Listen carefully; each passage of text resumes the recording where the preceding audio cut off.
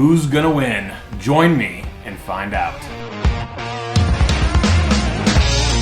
Hey, welcome back to Barrels and Bark. I'm Zach. Thank you so much for watching this episode. Hey, if you like this or like the things we're doing, please like and subscribe. Help us grow this channel. It would be much appreciated. Stay tuned to the end because we have a special announcement, a giveaway, if you watch to the end. So today's episode, we're going to look at these 4 bottles. These are 4 10-year bottles. For the most part, are fairly easy to find. I know Eagle Rare, at least in our area, is a little bit tough to find. But if you hunt, look around, you can probably find this. All the rest of these are very popular. Again, Tin Cup 10-year, seemed like this year it kind of blew up. A lot of people talked about it. I've moved these around, poured these glasses. They've been sitting out for a little bit. Again, they're all about the same proof. Tin Cup's at 84. The rest of them are at that 90, 91. So it should be pretty similar. They've set out for just a few minutes here. Jump in and taste these. So glass 1 here, good color. Kind of an amber caramel color. They're all pretty similar colors here. Again, obviously 10 years aged. They're all going to have a fairly similar look here. Smell this first glass here. A lot of oak. You can smell that oakiness, that wood. A little bit of caramel. I get a touch of cherry. But yeah, you get a nice little spice of the oak, the wood, and cherry, and a little bit of caramel in there. Let's go in for a little sip here.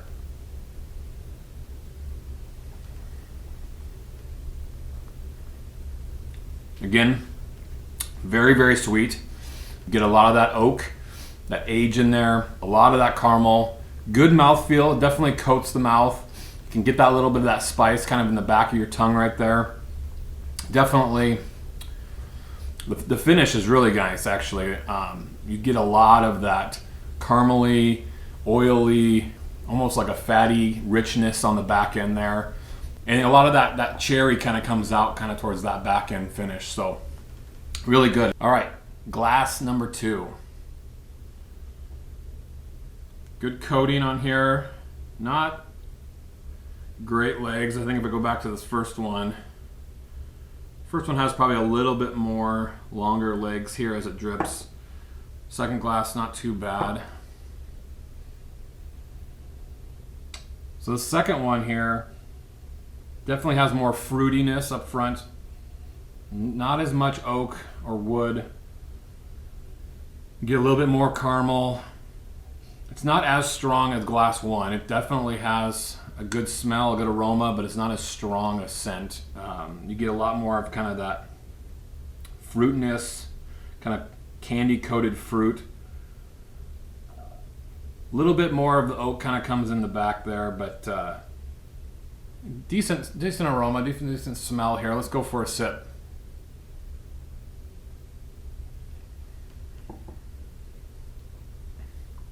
Now, the wood comes out very strong on this one. Very front forward there, oak. Almost like a bitter. I get a little bit of bitter. I don't know if it's the char, the oak kind of bitterness. It kind of fades away a little bit, more of the bitterness in there. Not as sweet as it smells. You get a little bit of that caramel, brown sugar kind of on the back end. It's not as fruity, it's not as sweet as the first one. Definitely has more of that wood, oak, char, upfront spice, and then it kind of rolls back into that brown sugar, caramel type of. It's not as viscous as the first one. It's a little thinner, but decent taste there. All right, let's go to bottle number 3 here in this glass. Again, fairly thin looking, like not as. The legs are decent. If we smell it here, oh yeah, this one has a lot more cherry. I get a lot of that almost artificial cherry flavor, almost like in a cherry push pop or cherry popsicle. That's all I get there. It's just that cherry sweetness. Yeah, really good smelling, sweet smelling. Let's go for a sip.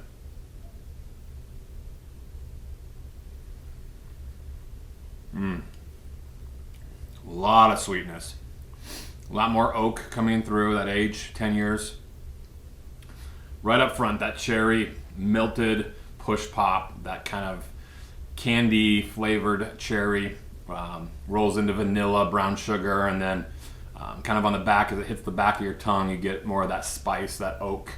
Let's go for another little sip. Really good mouthfeel. Coats really well. Yeah, that's really good.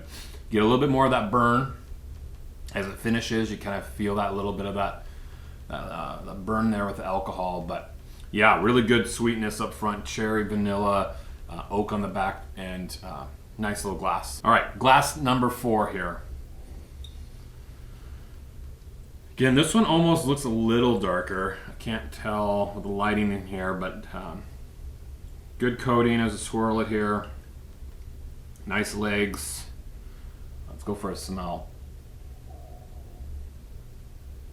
This one's a little light, not as strong as the other 3.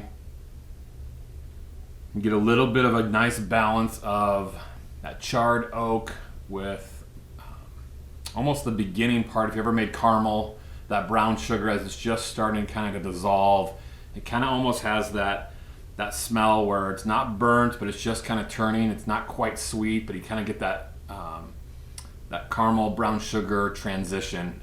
If you've ever made caramel before, you know kind of that smell it kind of gives off. It's kind of in that in between sweetness stage. Definitely here as it opens up a little bit more, you get more of that. Man, we just frosted cookies, that fake vanilla frosting out of the little can. That's kind of what it rolls into. Has that oak, and then it has that almost opened fresh can of vanilla frosting out of the tub. Just has that nice smell. It's kind of, I call it fake frosting-ish, that kind of confectionery sugar, not in a bad way, but just that kind of produced sweetness. Let's go for a sip.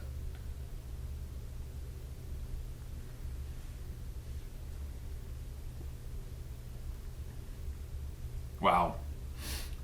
Really good. Man, really strong. Vanilla, brown sugar, obviously traditional bourbon flavors. Just that nice caramely flavor. It coats really well.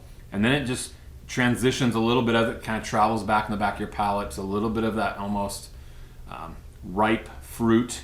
And then it finishes with that nice spice of oak and char, but it's really balanced. All 3 of them have a nice, almost transition. It's a nice little perfect handoff from the sweetness to the fruitiness to the oakiness on the back. Let's do another little sip.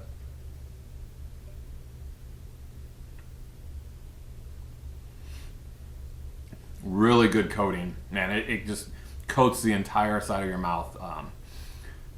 Really velvety, almost not quite thick, but just on that edge of just a little thickness, smooth, sweet. Just that perfect transition and balance between the sugary fruit and the sugary caramel to that oak. Really, really, really nice. So I'm gonna go back through these, smell them, and sip them a little bit more, and come back with a final victory.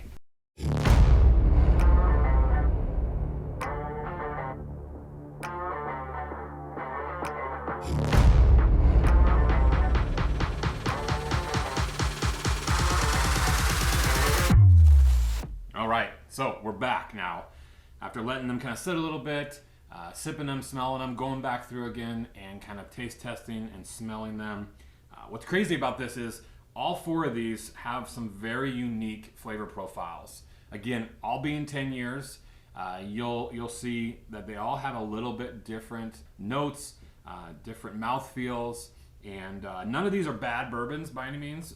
Depending on your palate, if you like more of a sweeter one, I'll tell you a couple of those that I felt were a little sweeter. If you like more of that rye spice, that kind of heat spice, there's a couple here that have that more of a prominent type of flavor. But these are amazing whiskeys. Again, 3 out of the 4 are definitely more readily available, and I would probably recommend any of these 4 to anybody who's looking to try the 10-year bourbons. All right, so who is the winner? So here's my top 4 here. 4th place for me, a good one, but it is Tin Cup here. If you look at the glass here, TC.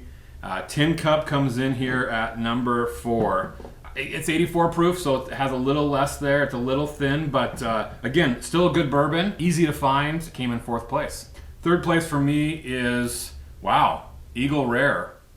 You see that in the numbers. Now, I'm shocked by that, because I would have thought, I love Eagle Rare, and again, good bottle, hard to find in our parts, but I thought it would have probably done a little better. So shocking there. Eagle Rare comes in 3rd place. 2nd place here. I felt like 1 and 2 were pretty close. The only difference that I would say between the two is I felt like Glass 4 here. Glass 4 was a little bit more depth of flavor. I liked the transition. It kind of went into 3 different stages, and I liked kind of how it balanced that, transitioned that. Glass 1 here is right there. It's not as long a finish, but again, still good mouthfeel, good flavor. Number 2, 2nd place is Russell's Reserve. Again, not super shocking. I do love Wild Turkey. In a great bottle here. Again, fairly regularly available, affordable, a great value for 10-year, and 2nd place. Obviously, we see in 1st place Widow Jane. Now, I would have never anticipated that. When I first got this bottle and tried it, I was not a huge fan of it. Compared to these other 3, I think the depth of flavor in this Widow Jane 10-year is amazing. Again, most expensive out of all of these. I think this is in that $60 to $70 range, if I remember right, in this area. Obviously, Russell's and Tin Cup are going to be a little bit cheaper. Eagle Rare, again, in our parts, is in that $40 range. So there you have it. Here is the Bourbon Brawl.